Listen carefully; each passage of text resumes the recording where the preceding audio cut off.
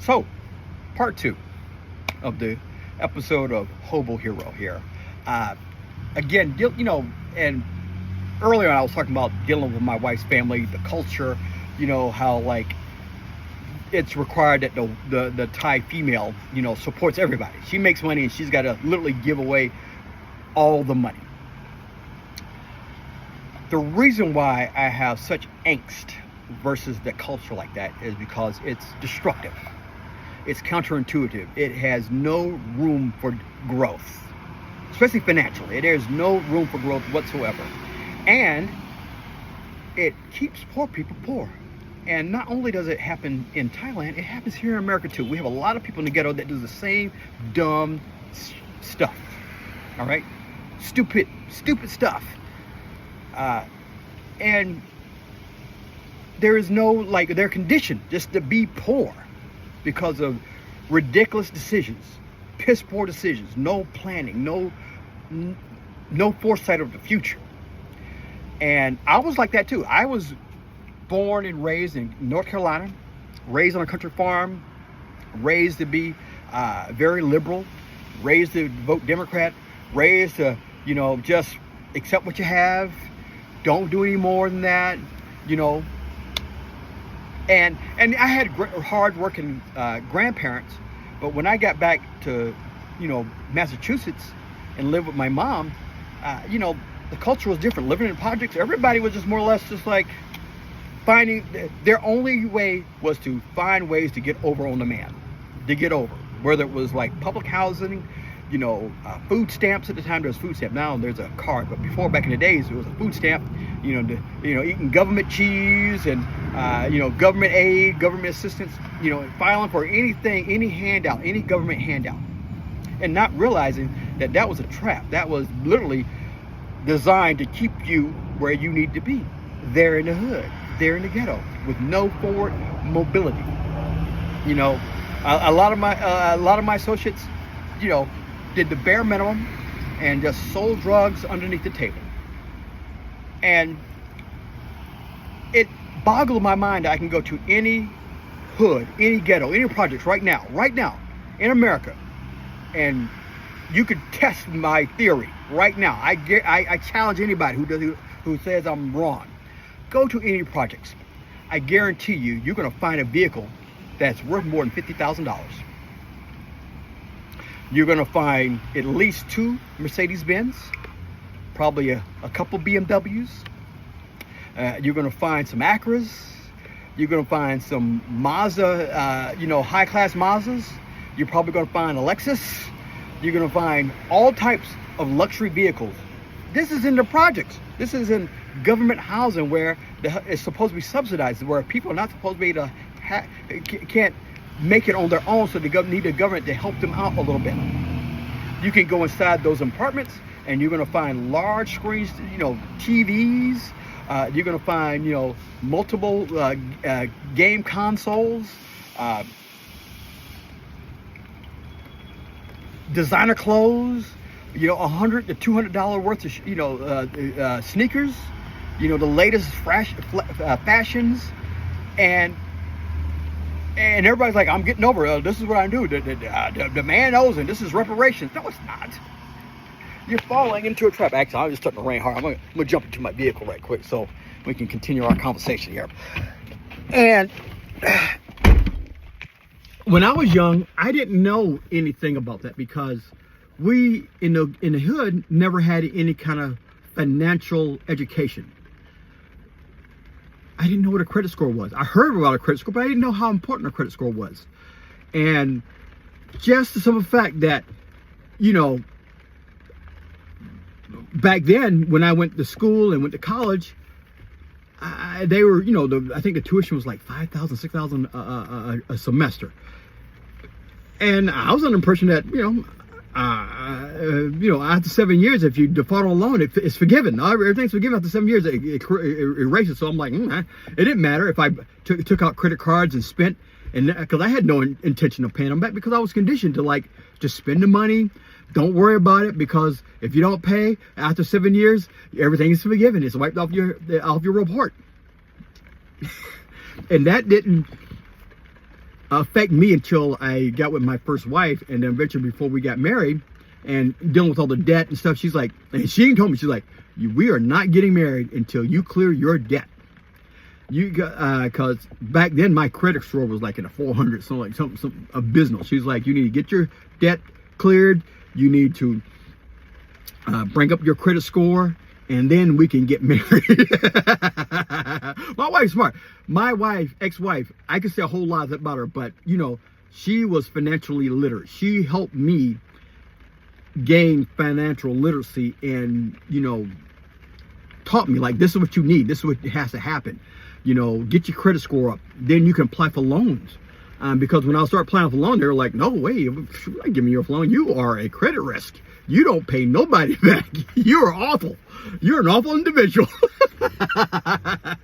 And they were right, because I was conditioned to like, not respect, you know, money, not respect money, spend it when I had it, you know.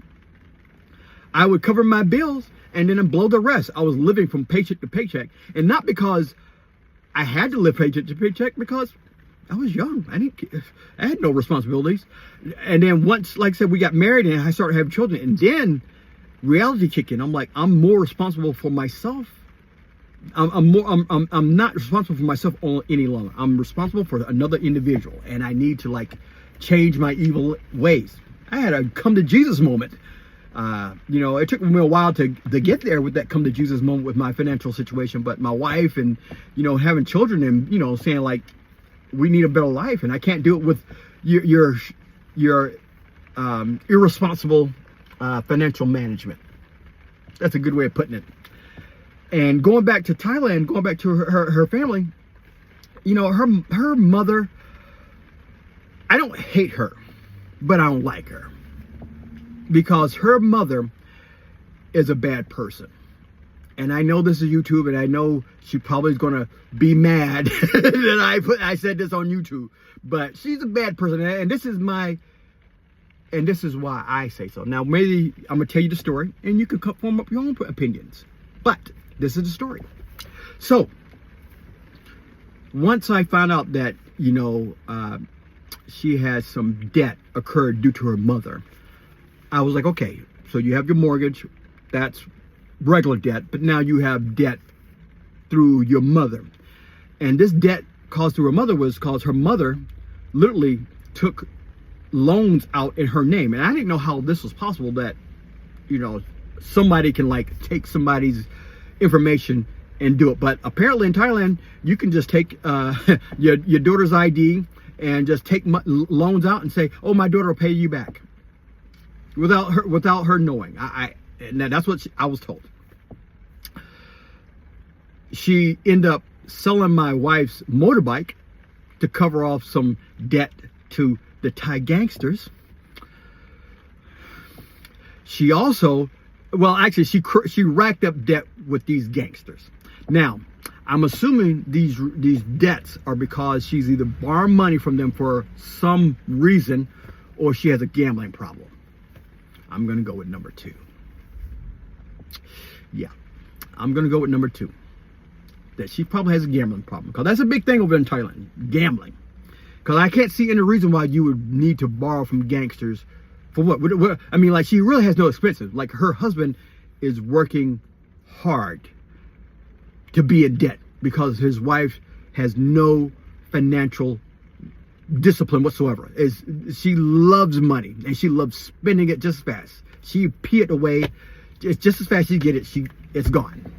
So, getting back to her mother, not only does she have all these debts with different banks that my wife has to take care of, she's got to pay them off. They're in her name, she has to pay them off. But she's in ton of debt to these gangsters. And even when my wife clears it off, because she has cleared that debt before, the gangsters were like, you want another loan? And like, she's like, yeah, hell yeah. And she'll take it and she'll go right back into debt because there's no consequences for her. There's absolutely no consequences to my wife's mother. Because in her way, she's like, my daughter will take care of it. My daughter will take care of it. So my wife has to take care of herself and her daughter and somehow financially cover her mother and her outrageous spending and outrageous debts to gangsters. Now, I tried to talk to my wife and tell her that this ain't right, and this is wrong, and this is dangerous. And I said, well, and my wife was at the time. This was about a year or so ago. She wasn't quite getting it. She's like, well, I had to. This is my mom. I gotta take care of her. I'm like, yeah, because you're programmed. Your mother's conditioned you as a child that you have to take care of them. But enough, it should be enough. There's a time when you got to go, okay, she's not going to learn. Your mother is an old fool. She's not going to freaking learn because there's no consequences. And then when you call her out on it, she'll go, I'm going to die. Ah! And then she'll go crazy and she act up. And I'm like, just tell her to die. Tell that bee to die. Just tell her to die. Let me see. Why are you still here? Why aren't you dead yet? And then I get it. It's a very respectful culture. She can't say that to her mother, but I told her, let me say it. I would tell her to go and die right away. Just do us all a favor and die and stop creating more chaos. It's like, So as a new husband, I'm trying to be polite. I try to stay silent. I try to just keep my voice towards my wife and don't say anything to anybody, other family members, because I don't want to rock any boats. It's their culture. I don't want to impede. I don't want to change things per se. But as time goes on, I'm like, enough's enough. So I got to my one time she was going on, and I told her, I'm like, your mother is not a good person. She's put you in financial slavery. She's enslaved you to the banks and to these gangsters for all eternity, because your mother doesn't know how to stop spending money, stop taking money from other people and borrowing money. She doesn't know how to do it. She has to have money in her pocket so she can spend and blow it on whatever she's doing to it. The problem is with the bank, that debt goes to you, and then if you don't pay it off, it goes to your daughter. And if you don't pay it off,